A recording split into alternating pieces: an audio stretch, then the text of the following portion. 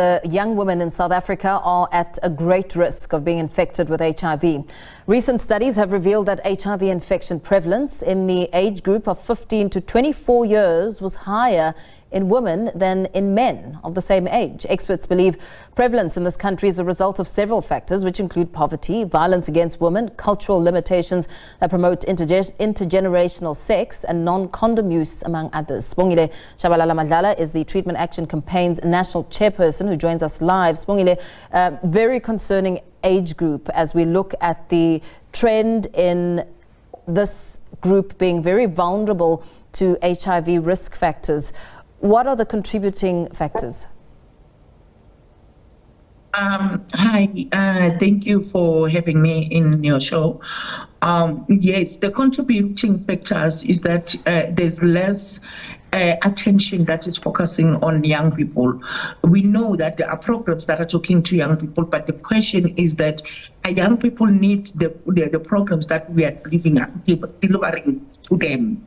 And also the choices of preventative methods that are provided to young people. Are they talking to what young people need? Are we engaging young people enough to make sure that we are dealing with the HIV infections in young people, especially young women, knowing that there are a lot of challenges that young women or young girls are facing in our communities based on the structural needs, poverty, and intergenerational sex that they are finding themselves in because of the technologies that we have, or social media that is influencing a life that every young person would like to live. So those are the factors that young people are facing, and there's less interventions that talks to young people. Cultural norms can be deeply entrenched, and what kind of work and intervention is needed there to overcome and shift beliefs and narratives? Sorry about that. It's important that we realize that it's not one size fits all. And it's time that we listen to young people to say what do they need. We can't always prescribe to young people to say what do they need. We need to listen to them. We need to allow them to give us solutions to their needs and their challenges. What we have been doing all these years is that we've been prescribing to young people and telling them what are the programs that are suitable for them.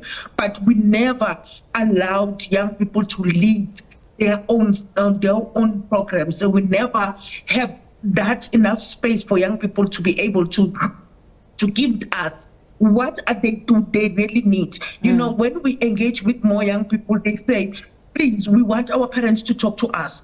Our parents don't understand us. And one of the things that we have realized, we have substituted our responsibilities as parents to technologies, to social media. So social media and technology is taking care of our children more than what we are doing. So it's time that all of us as parents, as activists, and everyone to go back to our basics, where we are there for our children, we are there for the young people, and we talk to them, and we openly talk to them. This is the time not to be reserved and say, I will not talk to my young girl about this and talk to my young girl with this. But it's time that we need to talk to our young people about everything that is happening in their lives, and we need to become their friends so that they can be able to open to us as their parents, as also as elders in their generation.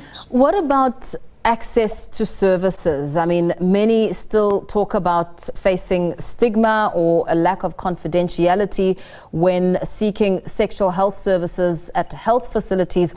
How much a role does that factor in when it comes to the spike that we're seeing with this age group? Yeah, in most cases, we always talk about this, and it's unfortunate that in most cases it falls to a deaf ears. Young people need the services that they need.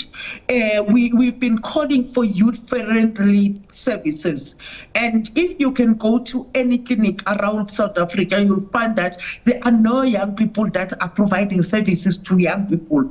So it's very difficult for young people to engage in care.